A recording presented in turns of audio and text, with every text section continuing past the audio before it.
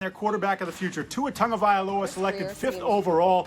The tank for Tua, which was the dream all offseason for Dolphins fans, and even during the course of the season, came true despite the Dolphins winning more games than you thought. Tua said he's very grateful that the fans think that highly of him. He said, however, this is a clean slate. What he did in college doesn't matter. He has to go prove himself to his coaches and his teammates in the National Football League. But Brian Flores said he's a good player, a good person, a good leader. We're very excited with the pick. Chargers head coach Anthony Lynn says of course they drafted Justin Herbert to be their franchise quarterback, but he didn't want to put a timetable on when they expect him to start. When Herbert gathers virtually with his new teammates next month during rookie minicamp, he'll see a different-looking Chargers playbook, one with his development in mind. Lynn telling me because Herbert's played so much out of the shotgun formation in his career, LA plans on using the pistol formation a lot more than they previously have. Lynn saying they don't want something foreign to him like lining up directly under center to hinder his early growth. When I spoke to Herbert this weekend, he said he appreciates the Chargers making that commitment to him and said at the end of the day, it's all about competition. He told me he's excited to push Tyrod Taylor and to learn from him. So Justin Herbert and Tyrod Taylor, both pieces of the puzzle in LA. No need to rush things if they don't want to. It's a great situation for any quarterback to have the skill position players of Keenan Allen, Mike Williams, and Austin Eckler already in place. Let's bring Daniel Jeremiah and Kurt Warner back in here. So knowing everything, DJ, that you know so far about Justin Herbert, should he be the week 1 starter for the Chargers, whenever that is and whoever they're going to play? I don't think so, Colleen. I think you look at the situation there. Justin Herbert has a lot of impressive tools, but I think there's some more time that's needed with him. And when I look at this Chargers team, the formula they're going to try and win games with next year is dominant defense, which is going to get a healthy Derwin James hopefully for the entire season, something they didn't have last year. They bring in Kenneth Murray. They're going to be very good on the defensive side of the ball, and they want to run the ball, protect the ball. That's Tyrod Taylor's calling card, and Tyrod Taylor is somebody that Anthony Lynn has so much confidence in. He talked about him last year. They put him in some games, as you see here, to try and get some quarterback run game going. That's the formula for this team next year, Kurt, and I think Tyrod Taylor's the guy they envision making that formula work for them and try and get back to where they were 2 years ago in the win and loss column.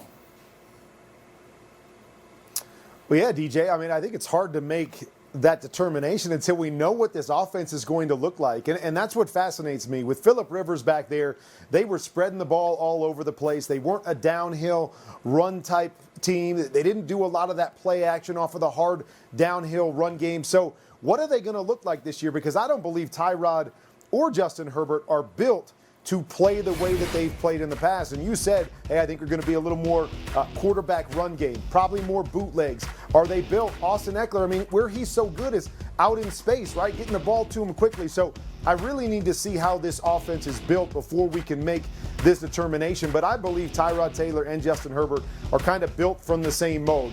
Play action, quarterback run game, bootlegs is where they're going to thrive. And I'm with you, Daniel. When I thought coming into the draft, he's going to need a little more time. Let him grow a little bit behind a veteran quarterback, learn the system first. So I agree with you. I think Tyrod will be the starter, but a lot will depend on what this offense looks like next year.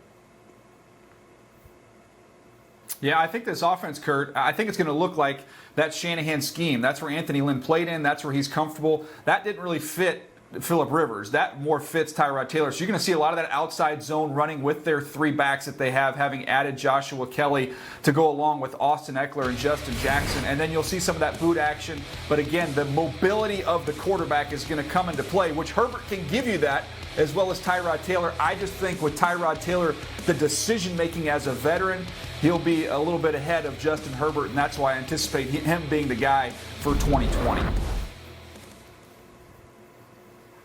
Man, Tyrod Taylor once again finds himself with a first-round quarterback waiting in the wings just like he did in Cleveland.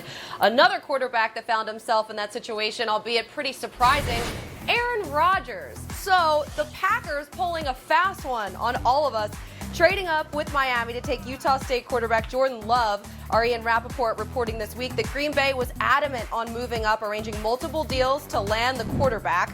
And as we look at a full recap here of the Packers draft, another surprise is the fact that they passed on a wide receiver.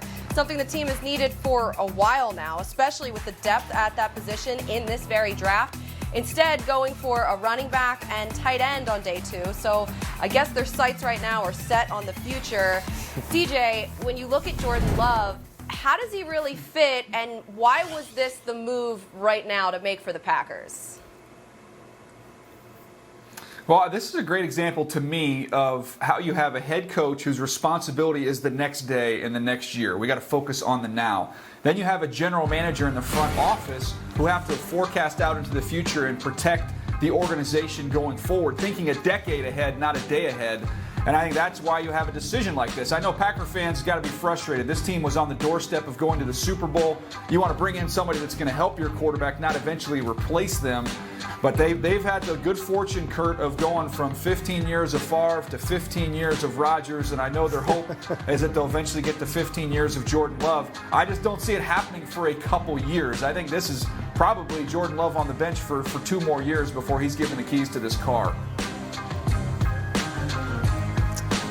Yeah, DJ, I'm with you. You know, this is one of those decisions that we're not going to know if it was the right decision for another decade until we find out. But yeah, the Packers have been a team that's had basically 3 decades of success because they've taken care of that position. But what does it mean for the now? You know, as a player, as an Aaron Rodgers type player, you're like, I need to win now. I need to get back to the Super Bowl. But when you watch these guys play, I think Jordan Love is very similar to Aaron Rodgers in what he's capable of doing. I know a lot of people throw Patrick Mahomes out there, but Aaron Rodgers is, you know, Patrick Mahomes before Patrick Mahomes. The ability to get out on the edge and make big throws with your arm. You see that athleticism from a Jordan Love. Right here, tight throws into tight windows, being able to use that big arm, confident. You see those kinds of throws over and over again. You'll see him throw from a lot of different platforms. Look, he's looking to his left. Feet aren't set, comes back to the right. Rodgers do that. Being able to buy time within an offense, being able to create plays with his legs. So he's built in a similar mode to Aaron Rodgers, but I'm with you. I mean, Aaron Rodgers is going to be the guy there until he's not there anymore. And so whether that's 2 years, whether that's 4 years, we have no idea. But if Jordan Love turns out to be the guy they think he is, they'll have another decade of success once Aaron Rodgers is gone. Well, I know a lot of people are looking and asking the question, will Aaron Rodgers be his mentor? Is he going to take him under his wing? If you're Jordan Love, forget all that. Just use Aaron Rodgers as an example. He used that time that he was sitting and waiting for Brett Favre. He remade himself mechanically, totally, completely changed his throwing motion, and he became a better quarterback because of using that time wisely. Jordan Love doesn't need to do that mechanically. The way he throws the football is pure and as beautiful as you'll ever see, but he does need to improve his decision making, and that's something, if he can put in the work, Colleen, day after day during this time while he's sitting and learning and become a better decision maker, he'll be able to hit the ground running once he does eventually get the opportunity. Yeah, DJ, I mean, speaking on that, you know, I was in those situations a couple times in my career where a young quarterback comes in and that whole idea of being a mentor or not being a mentor, and whether you accept that role and you go out of your way to teach a young quarterback, or as you said, the young quarterback, you don't have to do a lot of things different. Just make yourself available. Come watch film with me.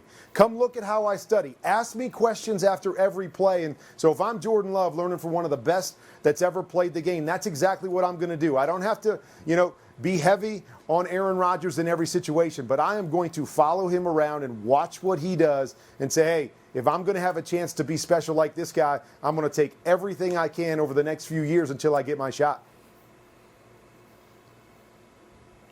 And hey, it's a great way to motivate Aaron Rodgers, light a little fire under him, as left tackle David Bakhtiari mentioned on the draft-a-thon. But I mean, at the same time, it feels like maybe getting a wide receiver would have been a better strategy to win. We shall see how things unfold for Jordan Love. But when he actually takes the field, how about another guy, though, to look forward to when he takes the field? Julian Blackmon, a third-round pick for the Colts. The DB really spoke, or I guess wrote, this whole thing into existence in the 4th grade, right there, saying when he grows up, he wants to be in the NFL. And if he makes it, he hopes that you can watch him play. And honestly, we can't wait, Julian. Listen, a lot of legends have donned that Colts uni, including this future Hall of Famer as part of our NFL at Home series. Hey, Peyton Manning here, talking about, you see it all the time. You see a team take a knee with like 30 seconds left. Let's go to halftime. It's over. And everybody just starts jogging to the locker room. There's still time on the clock, but you got coaches running to the locker room, equipment staff, you got players everywhere, and it's over. And nowadays, when that happens, the referee actually goes and puts his foot on the football to be sure nobody's going to try to snap the ball. But they didn't used to always do that. So we're playing the Browns. Ed Hockley is the referee, coming off a heavy set of bench press and close grip dips, boys medium referee shirt on, looking jacked up. We have that situation in Cleveland. There's about 30 seconds on the clock. Now what do? Just take a knee and get to the locker room? I think so, Bob. Get this half over. That's right. Get it over with. We're on our own 20-yard line, so we're going to take a knee, and we're going to go back this way to our locker room, and Cleveland, who's on defense, is going to go that way to their locker room. So both locker rooms are kind of behind me as a quarterback. And I told the team, I said, look, don't let any players come on the field. Just keep them on the sideline. Just tell Coach Dungy I got something working. And I told our offense, hey, start jogging toward the locker room. And when it gets down to about 15 seconds or so, sprint back, line up, and we're going to run a toss right toward our sideline, away from all the Cleveland players who are hopefully already in the locker room or running toward the locker room, a long way away from this sweep down the right side. The Colts, I believe they will take a knee, and yes, they will. And that will take us to the end of the first half. Tim Couch sprints off. At the end of the first half, the score, hang on. The Colts are now still running with the ball as Manning runs it up the field to the 25 to the 30 as he never went down. Well, the old fake kneel down and go off to the halftime locker room. I think the Browns only had 8 or 9 guys on the field. Some of the Browns were over by the tunnel, and now I think some of them are actually in the tunnel and maybe in the locker room. Here they come out right now.